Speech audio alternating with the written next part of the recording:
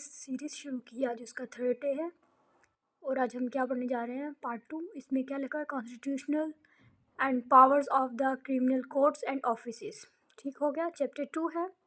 सबसे पहले हमारे पास ए आ रहा है, इस पर क्या लिखा हुआ है, classes of the criminal courts. तो वो क्या है, classes of the criminal courts and magistrate. उसके बाद बी आ रहा है, बी में हमारे पास क्या लिखा हुआ है, इस पे हमारे पास लिखा हुआ है टेरिटोरियल डिवीजन्स। टेरिटोरियल डिवीजन में क्या है, सेक्शन 7 है। सेक्शन 7 में हम देखेंगे session division and the districts, power of the altered divisions and the districts. और इसी में है existing division and the districts maintain till altered. हमारे पास सेक्शन 8 आ रहा है। सेक्शन 8 में power of divide districts into the sub division है। इसमें हमने क्या देखा, सबसे पहले हमने सेक्शन 6 देखा। सेक्शन 6 में हमारे पास आती class of the criminal courts और बी है, बी में टेरिटोरियल डिवीजन है। इस पे 7 और 8 आ रहे हैं सेक्शन। उसके बाद सी है, सी में हमारे पास क्या आ रहा है, courts and officers, courts and offices, जिसमें हमारे पास सेक्शन 9 से शुरू हो रहा है। सेक्शन 9 में हमारे पास कोर्ट्स ऑफ सेशन है। 10 ओमिटेड हो गया, 11 ओमिटेड हो गया। अब हम 12 देख रहे हैं। 12 में लिखा हुआ है सब ऑर्डिनेट मजिस्ट्रेट। 11 में क्या लिखा हुआ है, 11 ओमिटेड हो गया। 12 में लिखा है सब ordinate magistrate, local limits of their jurisdiction. उसके बाद हमारे पास 13 भी ओमिटेड है। 14 देख रहे हैं। 14 में लिखा हुआ है स्पेशल जुडिशियल मजिस्ट्रेट। उसके बाद 14A है। 14A में है appointment of the special magistrates. 15 आ जाता है। 15 में आ रहा है बेंचेस ऑफ मजिस्ट्रेट। और आगे हम देख रहे हैं powers exercisable by in bench in absence of the special directions. ठीक हो गया। अब हम सेक्शन 16 देख रहे हैं। सेक्शन 16 में लिखा हुआ है power to frame rule for the guidance of magistrate and benches. Section 17 आता है। सेक्शन 17 में लिखा है subordination of magistrate and the benches of session जज। इसी में आ रहा है सबऑर्डिनेशन ऑफ असिस्टेंट सेशन जज टू सेशन जज। अब डी देख रहे हैं। डी में क्या है, court of presidency and magistrate 18 से 21 तक, जो कि ओमिटेड है। इसके बाद हम क्या देख रहे हैं, justice of peace. Justice of peace हमारे पास 22 से लेकर 25 तक है। 22 में क्या लिखा है, 22 पे लिखा हुआ है appointment of justice of peace. 22A पे लिखा हुआ है power of justice of peace. 22B में लिखा हुआ है duties of justice of peace. 23 और 24 जो है रिपील्ड हो चुका है। 25 में क्या है, x office justice of peace. ये हमारे पास जो 16 डेज हैं जिसमें हमने पूरे CRPC कवर करना, उसका थर्ड डे है, जिसपे थर्ड डे में हम 6 से लेके 25 तक के सेक्शन करें। अभी हम लोगों ने पढ़ा जो जो हमने आज करना है। अब हम इसको एक्सप्लेन करेंगे और इसको समझेंगे इन सेक्शंस में क्या क्या है।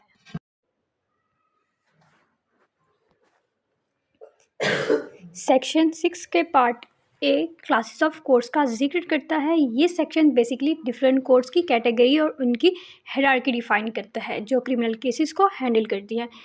मेन क्लासेस ऑफ कोर्ट्स कुछ इस तरह लिखी गई हैं, कोर्ट ऑफ सेशन और दूसरी कोर्ट ऑफ मजिस्ट्रेट। ठीक हो गया। कोर्ट ऑफ सेशन देखते हैं। Court of session high level courts हैं जो ज़्यादा सीरियस क्रिमिनल केसेस को सुनती हैं। हर डिस्ट्रिक्ट में एक सेशन कोर्ट होता है जो किसी भी ऐसे केस की ट्रायल कर सकता है जो मजिस्ट्रेट कोर्ट्स या के जुरिस्डिक्शन से बाहर हो। कोर्ट्स ऑफ सेशन के पास ज़्यादा पावर अथॉरिटी है, जैसा कि डेथ पेनल्टी या लाइफ इम्प्रिजमेंट इम्पोज करने की अथॉरिटी। लेकिन इस अथॉरिटी को यूज़ करने के लिए इन्हें हाई कोर्ट से कंफर्मेशन चाहिए होती है। ठीक हो गया। उसके बाद हम देख रहे हैं courts of magistrate. Magistrate courts lower level criminal courts हैं और इन्हें फर्दर डिवाइड किया गया है। किन में डिवाइड किया गया है, तीन है इनकी फर्दर डिवीजन। पहली है judicial magistrate of the first class, दूसरी judicial magistrate of the second class और थर्ड क्या है, judicial magistrate of the third class. ठीक हो गया। अब हम देखें मजिस्ट्रेट्स जुरिस्डिक्शन के मुताबिक अलग अलग टाइप के केसेस सुनते हैं। एग्जाम्पल देख लेते हैं। फर्स्ट क्लास मजिस्ट्रेट्स जो हैं कंपेरेटिवली सीरियस ऑफेंस को डील कर सकते हैं, जो कि ठीक है। उसके बाद जब हम थर्ड देखते हैं, थर्ड क्लास मजिस्ट्रेट जो होते हैं छोटे मोटे ऑफेंस को सुनते हैं। ठीक है। क्या हमने पढ़ा, हमने यहाँ पे पढ़ा कि ये मजिस्ट्रेट जुरिस्डिक्शन के मुताबिक अलग अलग टाइप के केसेस सुनती हैं। एग्जाम्पल इसकी क्या है, एग्जाम्पल ये है कि फर्स्ट क्लास मजिस्ट्रेट्स जो हैं कंपैरेटिवली सीरियस ऑफेंस को डील कर सकते हैं, जबकि थर्ड क्लास मजिस्ट्रेट छोटे मोटे ऑफेंस को सुनते हैं। अब हम इसके रेलिवेंट केस लॉज देख रहे हैं। एक है Ghulam Hussain versus the state और अगला है state versus Munir Ahmed. Ghulam Hussain versus the state क्या है? इस केस में ये डिस्कस हुआ है कि कोर्स ऑफ सेशन की जो डेथ पेनल्टी इम्पोज करते वक्त हाई कोर्ट की कंफर्मेशन लेना ज़रूरी है। ठीक है, इससे ये क्लियर होता है कि सेशन कोर्ट पर एक एडिशनल चेक और बैलेंस है। और जो अगला केस है वो स्टेट वर्सेस मुनीर अहमद है। इस केस में फर्स्ट क्लास मजिस्ट्रेट के जुरिडिक्शन और पावर्स की मदद के मुद्दे को डिस्कस हुआ है। जैसे कोर्ट्स ने कहा है कि हर मजिस्ट्रेट अपनी जुरिडिक्शन में रहकर अपनी अथॉरिटी यूज़ कर सकता है। ठीक हो गया। ये डिवीजन हायरार्की पाकिस्तान में क्रिमिनल जस्टिस सिस्टम की फाउंडेशन है। ये जो है ये इंश्योर करता है कि डिफरेंट लेवल्स पर अलग अलग नेचर के केसेस को अप्रोप्रिएट अथॉरिटी सुन सकती हैं और डिसाइड कर सकती हैं। ये हमने क्या पढ़ा? ये हमने सेक्शन नंबर 6 पढ़ा। ठीक हो गया।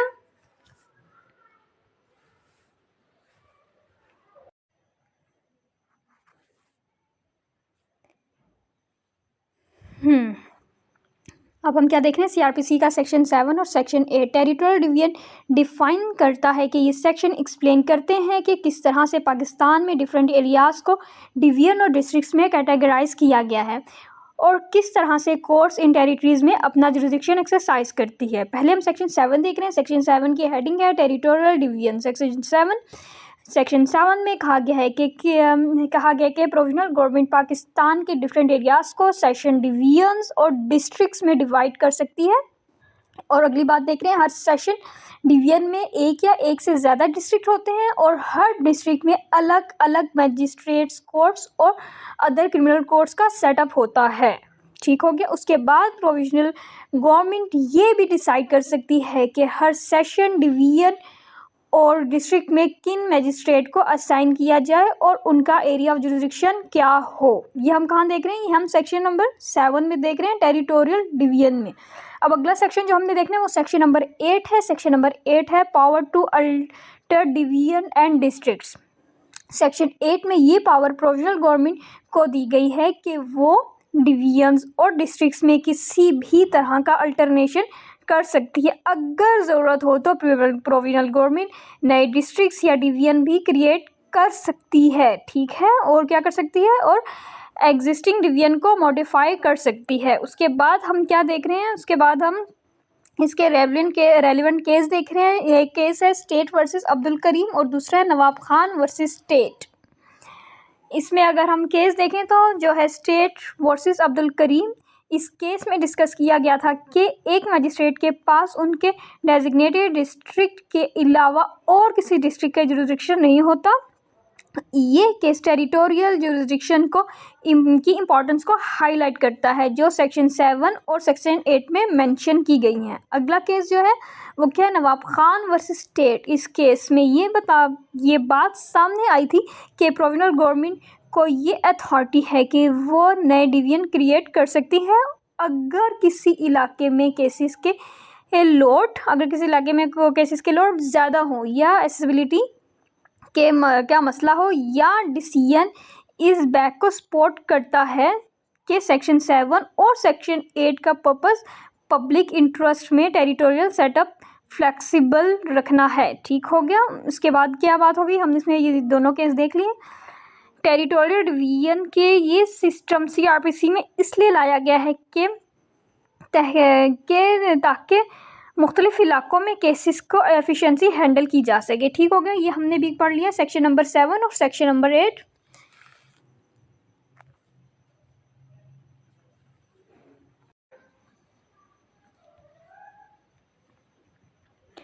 सीआरपीसी के सेक्शन 9 से सेक्शन 70 तक पाकिस्तान में कोर्ट्स और उनके ऑफिस का स्ट्रक्चर जुरिडिक्शन डिफाइन किए गए हैं। ये सेक्शन एक्सप्लेन करते हैं कि किस तरह से ये सेशन जजेस मजिस्ट्रेट्स और उनके ऑफिस को अरेंज किया और उनके काम को ऑर्गेनाइज किया गया है। ठीक हो गया। जब हम सेक्शन नंबर 9 देख रहे हैं, यहाँ पे कोर्ट ऑफ सेशन है। कोर्ट ऑफ सेशन में देख रहे हैं कोर्ट ऑफ सेशन, इस पे हमें दिए गए हैं 5 चीज़ें दी गई हैं। पहले for every session division of the principal, ये सब आप बुक से ही पढ़ लें, मैं आपको इसको बता देती हूँ ये है क्या। ये है, ये इसमें ये लिखा हुआ है इस सेक्शन के मुताबिक हर सेशन डिवीजन में एक कोर्ट ऑफ सेशन इस्टेब्लिश किया जाता है जिसमें सेशन जज, एडिशनल जज, एडिशनल सेशन जज और असिस्टेंट सेशन जज को अपॉइंट होते हैं। सेशन जज एक सेंट्रल अथॉरिटी होता है जो अपने डिवीजन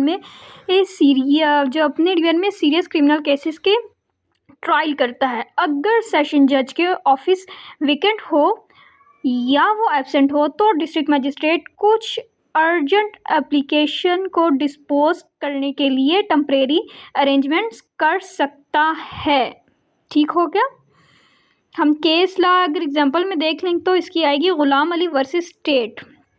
इस केस में क्लेरिफाई किया गया था कि सेशन जज के पास सीरियस केसेस सुनने की एक्सक्लूसिव अथॉरिटी है और उसकी एब्सेंट जुडिशरी में टेम्परेरी इशू क्रिएट कर सकता है जब तक रिप्लेसमेंट ना हो। अब हम सेक्शन 12 देख रहे हैं। ये क्या है? सब ऑर्डिनेशन ऑफ असिस्टेंट सेशन जज। 12 में क्या लिखा हुआ है?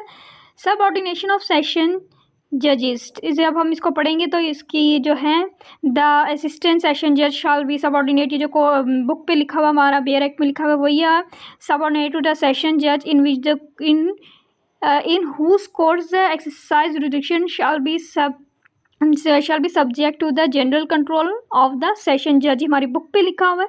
अगर मैं आपको बताऊं तो ये बात है कि इस सेक्शन में ये जो है ये सेक्शन कहता है कि असिस्टेंट सेशन जज अपने सेशन जज के अंडर सबऑर्डिनेट होता है। क्या होता है इस सेक्शन में? क्या बता रहे हैं इसमें? हमें बता रहे हैं कि असिस्टेंट सेशंस जजेस जो होते हैं वो अपने सेशन जजेस के अंडर सबऑर्डिनेट होते हैं। वो उनके जनरल कंट्रोल में काम करते हैं और उनके गाइडेंस के मुताबिक अपने काम अंजाम देते हैं।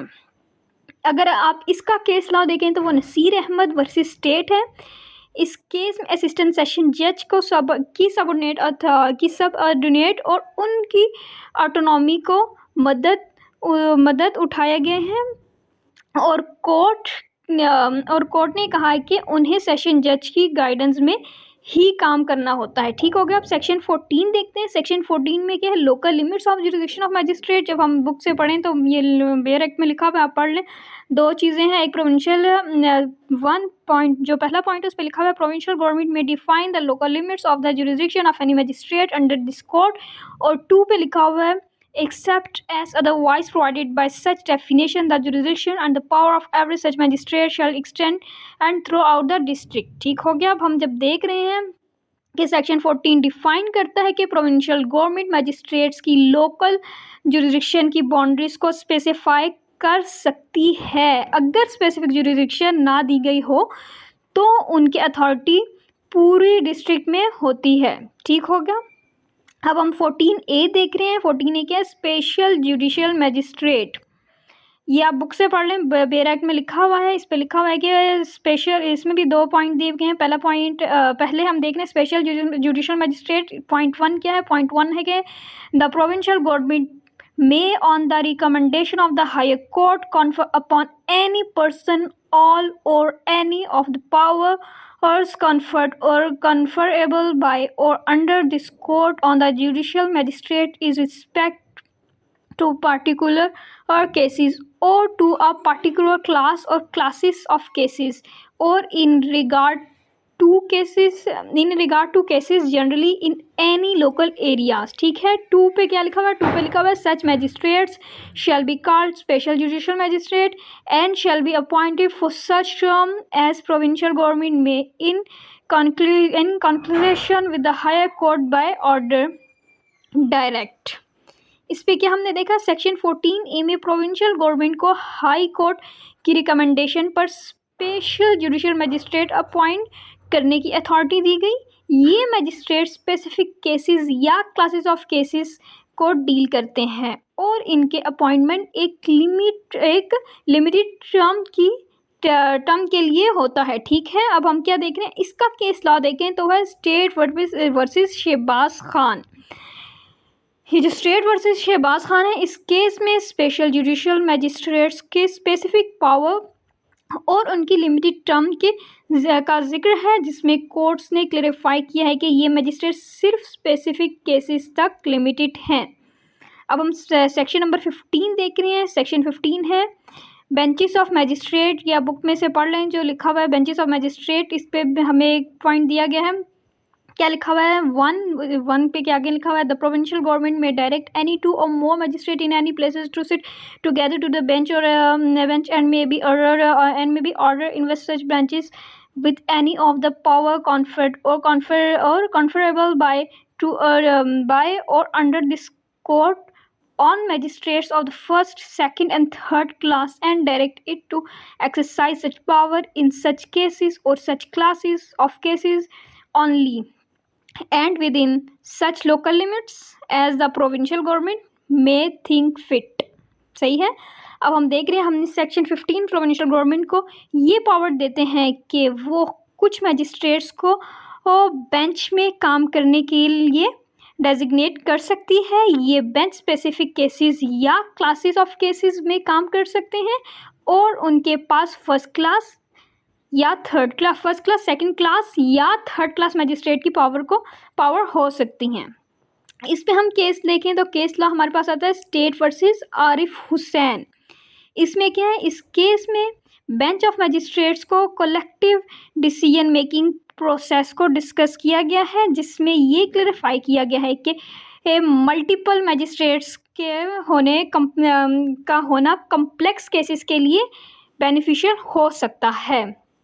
अब हम जब सेक्शन 16 पे जा रहे हैं, सेक्शन 16 क्या है, सेक्शन 16 है subordination of magistrate and benches to district magistrate. इस पे क्या लिखा हुआ है, subordination of magistrate and the benches of magistrate, all the magistrate appointed under this case and all the benches constitute under the section 15 shall be subordinate to the district magistrate and may from time to time make rules or give specific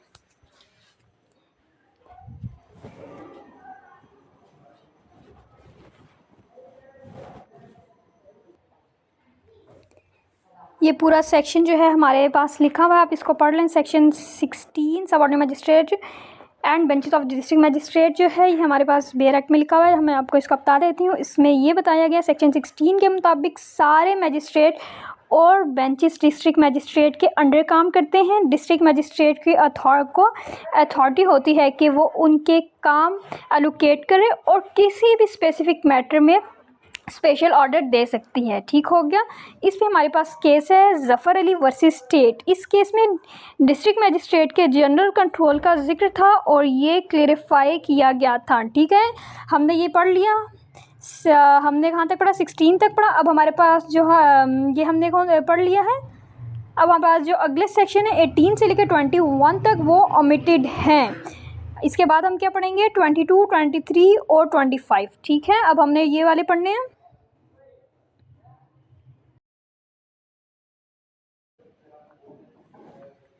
अब हम करने जा रहे हैं justice of peace. Section 22 देखें। Section 22 पे लिखा हुआ है appointment of justice of peace.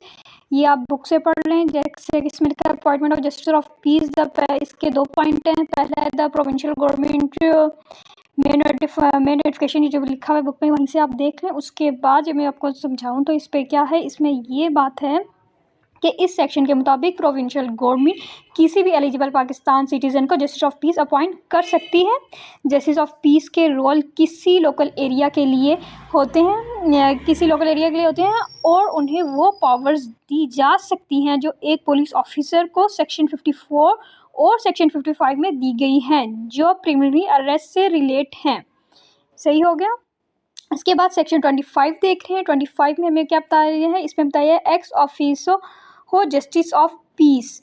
X officio justice of peace में फिर हम ये बुक से इसका बेयर एक्ट से पढ़ते हैं क्या है, और जब इसका मतलब देखें तो वो हमें बता रहे हैं कि सेक्शन 25 के मुताबिक हर डिस्ट्रिक्ट में सेशन जज, डिस्ट्रिक्ट मैजिस्ट्रेट और जो भी एग्जीक्यूटिव मैजिस्ट्रेट होते हैं वो ऑटोमेटिकली एक्स ऑफिस को जस्टिस ऑफ द पीस बन जाते हैं। प्रोविंशियल गवर्नमेंट किसी भी और मैजिस्ट्रेट या ऑफिसर को भी जस्टिस ऑफ पीस की पावर दे सकती है for a specific period.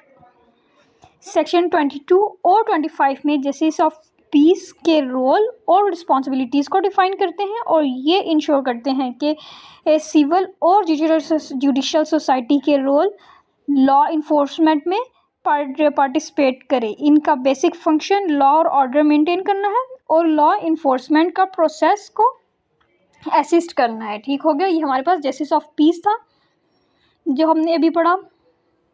Section 22 और 22 और 25 ये हमारे पास इतना ही था। ये हमारी आज थर्ड डे था 16 डेज चैलेंज का। इसमें हमने 16 डेज में